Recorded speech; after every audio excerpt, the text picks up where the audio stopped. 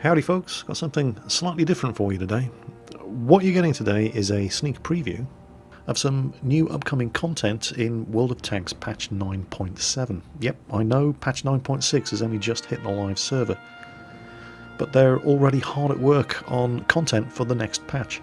And what we have in this video is a preview of one of the new maps that's coming in 9.7, and it's based on the beaches of Normandy. On a certain day in 1944, when the armies, air forces and navies of the Western Allies had a thing or two to say to Mr. Hitler about his occupation of Europe.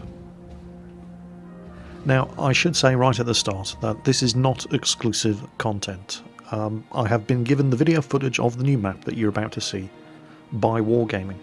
All of the Wargaming EU community contributors have been given access to this video, so you're probably likely to see the following video footage pop up in YouTube in various different flavours over the course of the next couple of days, but this is my take on it. So, new D-Day map coming out in patch 9.7. Let's take a look and see what sort of thing we can expect. First things first, a couple of screenshots before we move on to the video itself. And my initial impressions just from looking at the screenshots are, wow. You know, say what you like about Wargaming and the big world graphics engine, but you can kind of tell that just from looking at the screenshots that this was designed from, if you'll excuse the expression, from the ground up as a tank battle game. The level of detail and complexity, the surface detail on these maps that Wargaming have been pushing out lately has been nothing short of spectacular. When you look at maps like Stalingrad, Kharkov, the redesigned Prokhorovka, and now this D-Day map, the competition really I mean, you know, War Thunder looks alright, but you can tell when you compare the two games side by side that World of Tanks was designed to represent tanks, armoured fighting vehicles on the ground, and War Thunder is using a flight simulator graphics engine.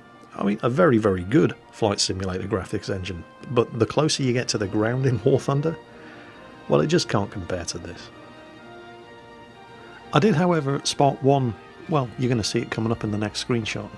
That right there is a tiger knocked out on the beaches of Normandy on D-Day. Really? Well, I know World of Tanks never claimed to be a simulator, but I'm pretty sure all the Panzer divisions were held back inland because Hitler refused to allow them to be released, despite Rommel screaming that he needed the Panzer divisions on the beaches right now. But none of the Panzer divisions could be moved without Hitler's express orders, and he was convinced that the attack on Normandy was just a feint and the main thrust was going to come at Calais. So for the first couple of days after the 6th of June 1944, none of the Panzers were released to attack the beaches. And yet there's a tiger. Oh well. Wargaming never claimed World of Tanks was a simulator.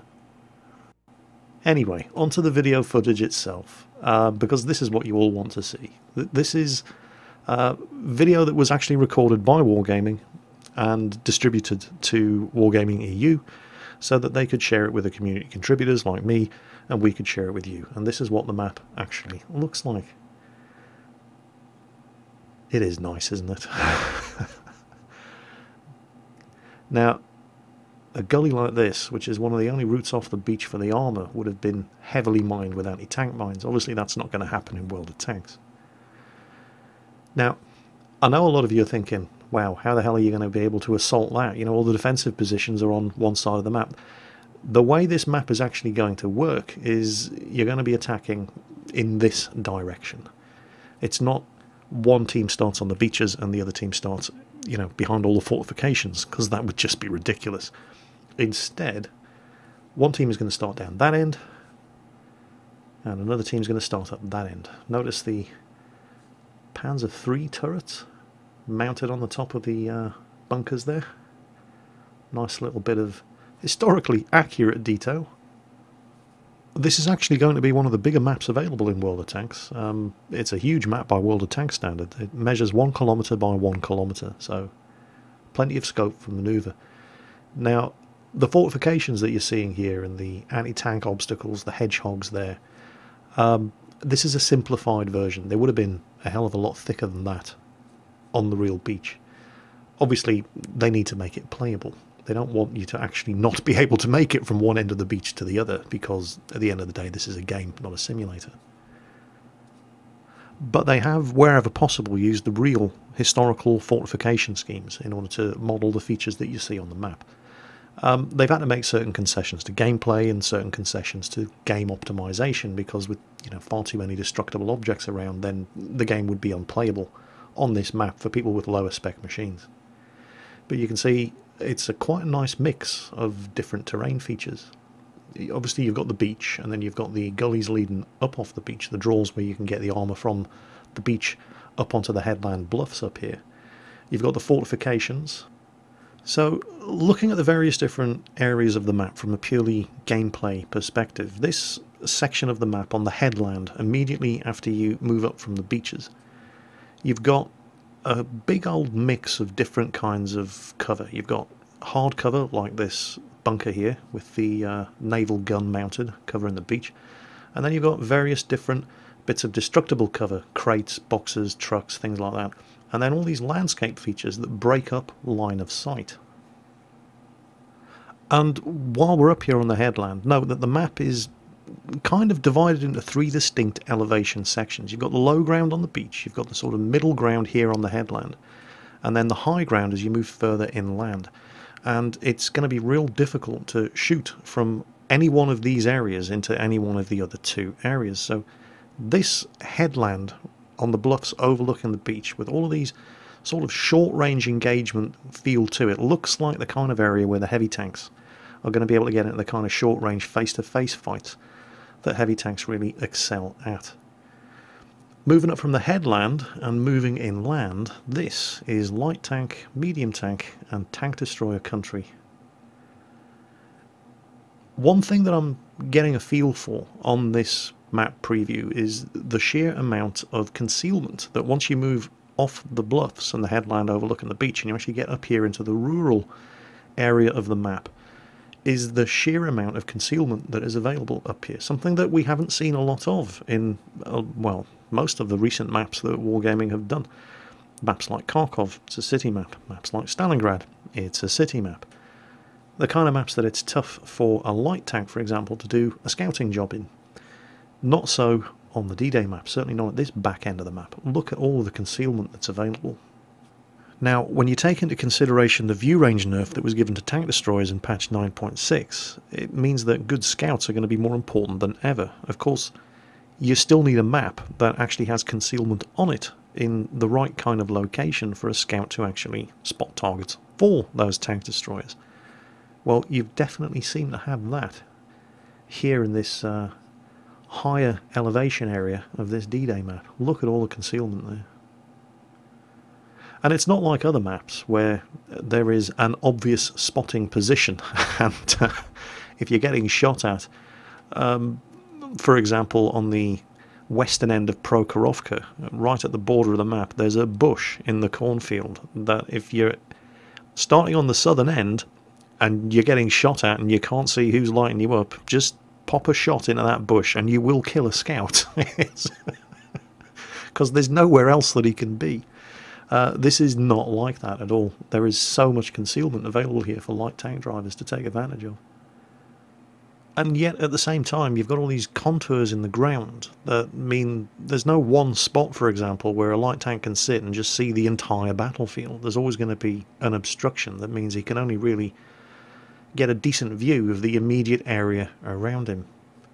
So it's not like you can just pick a bush, sit in it and go AFK and then come back and find out you've done 11,000 spotting damage. You're still going to have to relocate to get eyes on the enemy team as the flow of the battle ebbs back and forth. Beautiful Norman church there. There's actually a church that looks just like that from the 12th century in the village where I grew up, and that's in the northeast of England. The hell's a Norman church doing in the northeast of England, Jingles? Well, the Normans did kick our asses in 1066 and brought their architecture with them. Bombed out farmhouse there. Are you thinking what I'm thinking? Can you get a light tank into that farmhouse? I'll bet you somebody's going to try. Oh, and there's the other cap circle. So you can see that it's a sort of north-south oriented map with one cap circle in the south here, and the other cap circle right at the other end of the map to the north, rather than an east-west orientation, which is what a lot of people are probably going to be expecting from a D-Day map. One team starts on the beaches, the other team... Yeah, you can see straight away that was never going to work. One team having to fight uphill through the fortifications. No, I don't think so. Instead, it's well, they never claimed that World of Tanks was a historical simulator. So, in the interest of gameplay, it's a far more sensible north-south orientation for the two starting points of the teams, rather than having one team having a fight against the odds with all the fortifications ranged against them, and the other team sitting at the top in their tank destroyers with artillery raining down on the beach. Who knows? Maybe if they ever bring historical battles back. I'd really love to see this map in historical battles where one team does start on the beach, outnumbering the defending team 3-1, or possibly 2-1, given that there are only 15 tanks on each side. But yeah, I think that would be quite good. You can't park there, son. The red zone is for loading and unloading only. There is no parking in the red zone. Don't come here with your red zone bullshit. Sorry, airplane gag. And a view of the beach. Landing ship tank there, been sunk. A bunch of Higgins boats. I feel like I should know what those wooden obstacles were for, and yet I don't. Were they mined? Because of course this is at low tide, so they're exposed. I'm pretty sure they were there to mess up landing craft as they came in, rip the bottoms out and detonate mines as they sailed into them. Obviously it doesn't work at low tide. But I could be wrong, and I'm sure there'll be hundreds of people telling me the real story in the comments of this video. So anyway, that is the preview of the new D-Day map coming in World of Tanks patch 9.7. I think this map looks absolutely fantastic. I hope you agree. And if you don't agree, well, that's what the comments section of the video is for. Hope you enjoyed the video anyway. As always, take care, and I'll catch you next time.